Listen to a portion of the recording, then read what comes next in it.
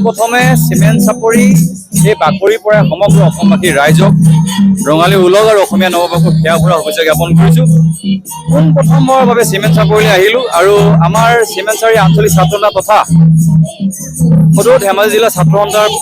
ছাত্ৰীবিলাকে আজি বহুত দিনৰ আগত ককাই চিমেণ্ট চাপৰিলৈ আহিব লাগিব বুলি ক'লে, গতিকে একেবাৰে ডায়েৰীত লিখি ৰাখিছোঁ যে 31 তাৰিখে গৌৰৱৰী চিমেণ্ট চাপৰিলৈ আহিম। আহাৰ এইটো এটা আশা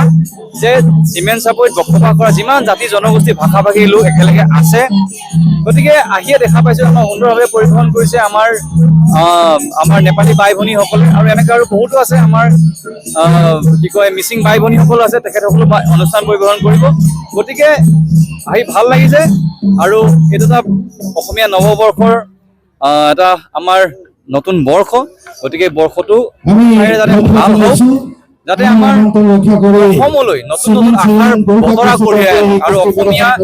ৰাইজ আৰু অসমীয়া আমাৰ নৱ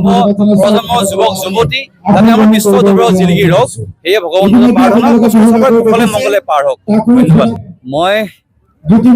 অসমবাসী ৰাইজৰ এই যিটো মৰম আৰু আদৰক সদায় সন্মান কৰি আহিছিলোঁ আৰু আগলৈ কৰি যাম, আৰু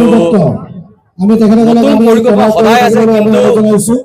যোৱাটো বছৰে আমি আনিবলৈ বিচাৰিছিলোঁ, জোনবাইক আনিব বিচাৰিছিলোঁ, কিন্তু আমাৰ আনিম বুলি ক'লেও আনিব নোৱাৰি, কাৰণ ছবি এখন নিৰ্মাণত যথেষ্টখিনি কাৰিকৰী কিছুমান অসুবিধা থাকে। সেই কাৰিকৰী অসুবিধাৰ কাৰণে আমি আনিব পৰা নাই। হয়তো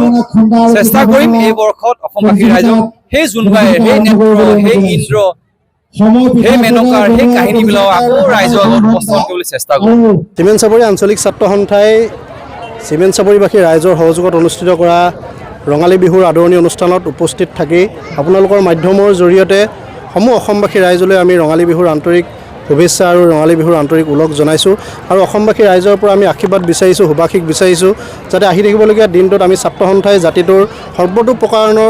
প্ৰকাৰৰ উত্তৰণৰ স্বাৰ্থত যাতে দায়বদ্ধতাৰে কাম কাজ কৰি যাব পাৰোঁ, তাৰ বাবে আমি জ্যেষ্ঠসকলৰ পৰা আশীৰ্বাদ আৰু শুভাশীষ বিচাৰিছোঁ। আজি চিমেণ্ট চাপৰি আঞ্চলিক ছাত্ৰ সন্থাই এই অঞ্চলত বসবাস কৰা বিভিন্ন জাতি জনগোষ্ঠীৰ ৰাইজক ইয়ালৈ নিমন্ত্ৰণ জনাই বিভিন্ন জাতি জনগোষ্ঠীৰ ৰাইজৰ ইয়াত কৃষ্টি সংস্কৃতি প্ৰদৰ্শন কৰি বৃহত্তৰ অসমীয়া জাতিটোক শক্তিশালী জাতিসত্তালৈ পৰিগণিত কৰাত এক পদক্ষেপ গ্ৰহণ কৰিছে। বিভিন্ন দূৰ দূৰণিৰ পৰা কৃষ্টি দলসমূহ ইয়ালৈ নিমন্ত্ৰণ জনাইছে। এই বিহুৰ বাকৰিৰ পৰা আমি সমগ্ৰ অসমবাসী ৰাইজলৈ এটাই কথা, আমি এটাই আহ্বান জনাব বিচাৰিছোঁ, যাতে অসমীয়া জাতিসত্তাটো এই পৃথিৱীৰ বিশ্বৰ বুকুত এক শক্তিশালী জাতিসত্তা হিচাপে পৰিগণিত হৈ থাকিবলৈ হ'লে আমি সকলোৱে একত্ৰিতভাৱে আমি অনাগত দিনত আগবাঢ়ি যাব লাগিব। জাতিটোৱে বহুত প্ৰত্যাহ্বানৰ মাজেৰে আহি বৰ্তমান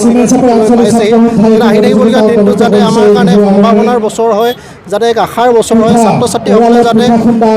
শৈক্ষিক দিশত আগবাঢ়ি যোৱাৰ সমান্তৰালভাৱে উঠি অহা নতুন প্ৰজন্মৰ যুৱক যুৱতীসকলে বা আমি ৰাইজে যাতে হিতাধিকাৰী সৰ্বোচ্চ জাতি নহয়, যাতে স্বত্বাধিকাৰী সৰ্বোচ্চ জাতিলৈ যাতে পৰিগণিত হ'ব পাৰোঁ, তাৰ কাৰণে আমি সকলোকে হাতে হাত ধৰি কাম কৰি যাবৰ কাৰণে আহ্বান জনাই, আৰু এই ক্ষেত্ৰত আমি জ্যেষ্ঠসকলৰ পৰা দিহা পৰামৰ্শ অভিভাৱকত্ব একান্তৰে আমি কামনা কৰিছোঁ।